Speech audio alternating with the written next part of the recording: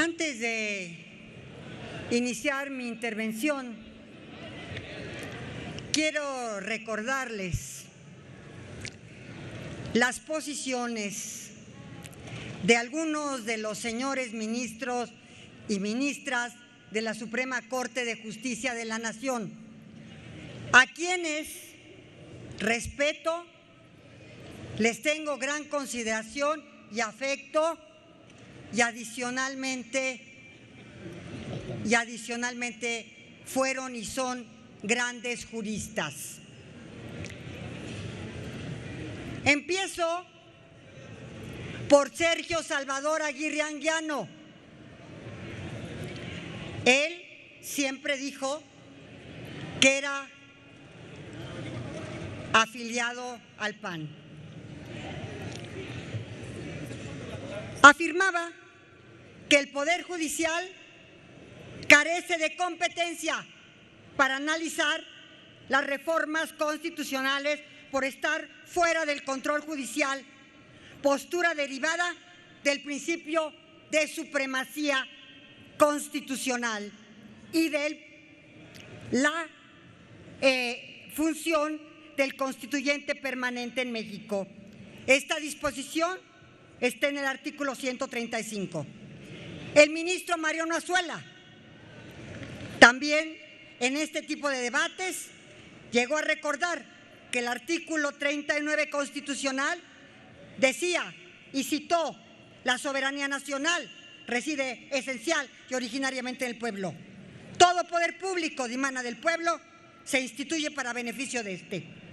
El pueblo tiene en todo el tiempo el derecho inalienable de alterar o modificar su forma de gobierno, y remataba su postura recordando a Felipe Tena Ramírez. Juan de Romero solía decir que observar la Suprema Corte de Justicia no tiene facultades para revisar al poder reformador de la Constitución, ni las normas constitucionales, puesto que el artículo 135 instituye su propio control, que no es judicial, sino político. El ministro José de Jesús Gudiño Pelayo, también afiliado al PAN, por supuesto, afirmaba que si el amparo pudiese aplicarse sobre normas constitucionales y de fondo, estaríamos entonces en un mundo en el que habría unas personas con una constitución y otras con otra constitución. Lo mismo decía Fernando Franco González Salas, que sostuvo no encontraba límites a la acción del poder que establece como revisor de la Constitución, de acuerdo con el 135. La ministra Luna Ramos: no hay restricción alguna a las reformas constitucionales que haga el poder constituyente permanente respecto a lo dispuesto en el artículo 135. La Constitución sí puede ser reformada por el poder revisor, y no hay restricción alguna para las reformas constitucionales. En el mismo sentido, Jorge Mario Pardo Rebolledo. Pero ya quiero empezar con mi intervención.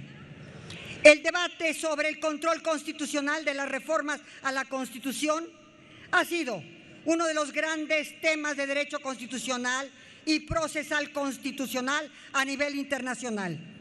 Cualquiera que sea la posición que se adopte en este tipo de debates, no es fácil de abordar, ni es de cómoda discusión. Circunstancias que me constan por haber estado inmersa en este tipo de intercambio de ideas en diversas ocasiones como ministra de la Suprema Corte de Justicia de la Nación durante 21 años.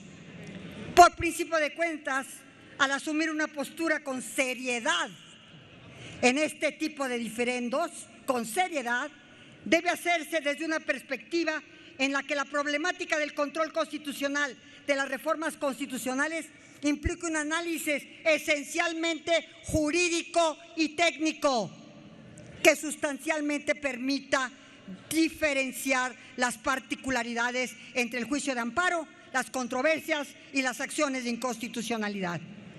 Esto debido a que la naturaleza de dichos procedimientos y medios de control es diversa y las reglas cambian significativamente de un tipo a otro.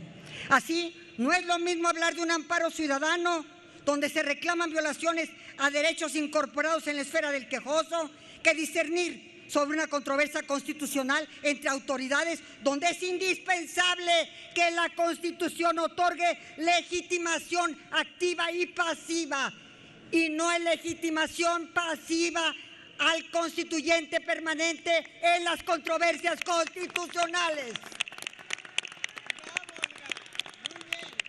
Tampoco es igual si discutir en materia de acciones de inconstitucionalidad.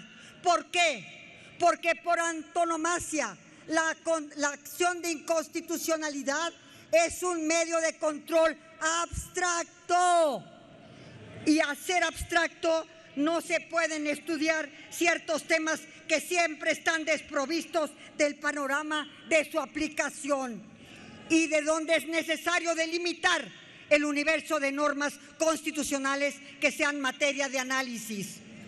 Dicho lo anterior, recordemos que la evolución histórica de este tema derivó del hecho de que nuestra Constitución vigente desde 1917 es reformable. Esta característica fue heredada del Constituyente del 57, ya que durante estos primeros 30 años de nuestra vida independiente, en los que dichas disputas facilitaban la rigidez constitucional, que terminó en que la Constitución de 1824 y de 1836 en texto expreso impidiera las reformas constitucionales al ser consideradas constituciones rígidas, pétreas. Por eso, el texto constitucional de 1857 se flexibilizó y, por supuesto, es una constitución flexible, misma que tuvo estos principios en el 17 y hoy constan en el artículo 135. Es decir, desde la perspectiva histórica constitucional, el texto vigente abona un sistema constitucional rígido que contrasta con el artículo 177 de la Constitución de 24, y el cual señalaba en esta Constitución rígida que jamás se podría reformar la Constitución. Claramente este cambio hubiese resultado más completo si el constituyente hubiera establecido en el texto constitucional un mecanismo claro, expreso, inequívoco de control de validez y efectividad de las reformas, mutas y cambios constitucionales, pero no lo hizo. Esta situación descrita no generó debates relevantes sino hasta el amparo Camacho, cuando se reformó el artículo 122 de la Constitución. Ello porque era un obstáculo para este quejoso competir electoralmente por la jefatura de gobierno del Distrito Federal entonces, donde estábamos por estrenar los procesos electorales para elegir el Ejecutivo capitalino. Pero la reforma establecía que no podía él acceder a esto. Bueno, su demanda fue desechada, pero finalmente la Corte, con la facultad de atracción, por unanimidad de 11 votos, determinó que sí era posible ejercer el control constitucional de amparo, pero solamente del proceso de reformas, no de la materialidad de la reforma constitucional. A partir de dicho asunto, la Suprema Corte de Justicia de la Nación fue modulando su criterio en la misma ruta, las cuales arrojan sentencias como el amparo del 2013, llamado también amparo de los intelectuales. La ley de amparo, entonces, prohíbe categórica y literalmente la procedencia del amparo contra reformas a la Constitución. Y lo que estamos haciendo hoy es constitucionalizando este artículo 61 de la ley de amparo. ¡Ojo! Estudien.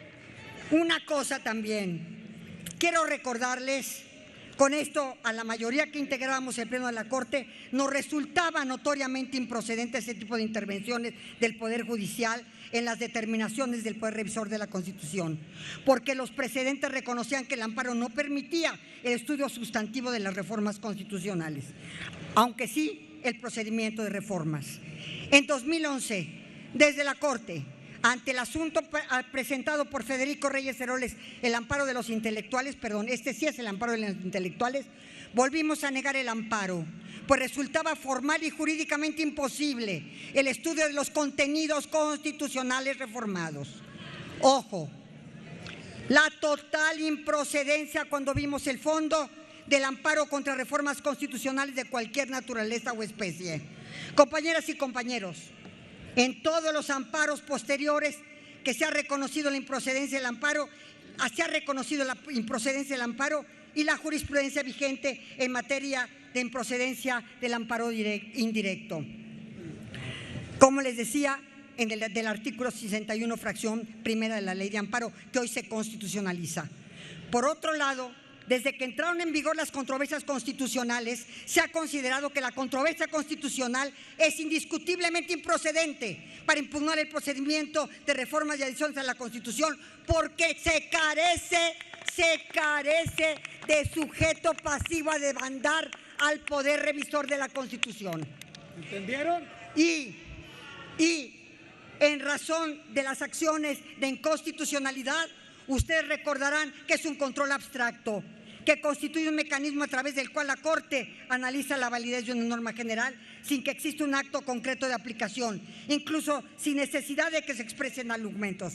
Lo que aquí quiero ser muy puntual, lo que se requiere para su práctica de un universo finito y conocido por las normas constitucionales, en la acción de inconstitucionalidad se contrastan las normas secundarias con la Constitución. Por lo tanto, es la Constitución el límite de las acciones de inconstitucionalidad. Ahora, y así lo establece Alemania, España, Colombia, Argentina, Brasil, Austria, Francia, que tiene un control de constitucionalidad abstracto a través del control previo. Ahora, para concluir, quisiera llamar a la reflexión sobre algo que ha estado aquí presente permanentemente en estas discusiones. El tema del control constitucional sobre las reformas a la Constitución, que se encuentran estrechamente relacionados con dos grandes temas y que han inquietado este pleno, a este honorable pleno, a partir de confusiones, intencionales o no, de su impacto actual. Me refiero a dos temas: el concepto de soberanía y a la protección y defensa de los derechos fundamentales de los ciudadanos. En cuanto al primer tema, ya dije que todos los ministros coincidieron en la supremacía constitucional. En el segundo tema, quiero tratar a un autor, el profesor Armin von Bogandy, y su concepto del ius constitutionale comune para América Latina, junto con otros académicos del Instituto Max Planck, donde propone una teoría constitucional orientada hacia la protección y promoción de los derechos humanos en América Latina. Sobre la premisa dice que hay una tradicional vulneración a los derechos fundamentales en nuestro continente. Y desde esa perspectiva internacional se plantea una interacción dinámica entre el derecho constitucional y el derecho internacional de los derechos humanos, como una manera de construir un orden jurídico en base al pluralismo jurídico y un fortalecimiento de los derechos humanos desde la perspectiva internacional, así como el desarrollo de una jurisprudencia dialogante donde las cortes de los países latinoamericanos y la Corte Interamericana intercambien principios, prácticas, fortaleciendo un estándar común en derechos humanos con el propósito de romper la concepción tradicional de soberanía y constitucionalizar a nivel internacional los derechos humanos. No niego que lo a primera vista se percibe sumamente atractivo. Sin embargo, no podemos dejar de reconocer que plantea el reto de buscar las fórmulas necesarias para mejorar la eficacia e interacción entre el concepto de soberanía y la integración de los defensas de los derechos humanos. Concluyo. Esta reforma apunta hacia un escenario en el que se rescate el poder soberano menguado, este poder soberano menguado durante las últimas 4 décadas, e integra un modelo de ingeniería constitucional que abandone el principio de progresividad y nos lleva a criterios que ha validado la Corte en torno a la capacidad que tiene el pueblo de México para determinar su futuro. Eso en ningún momento es contrario a la defensa y promoción de los derechos humanos.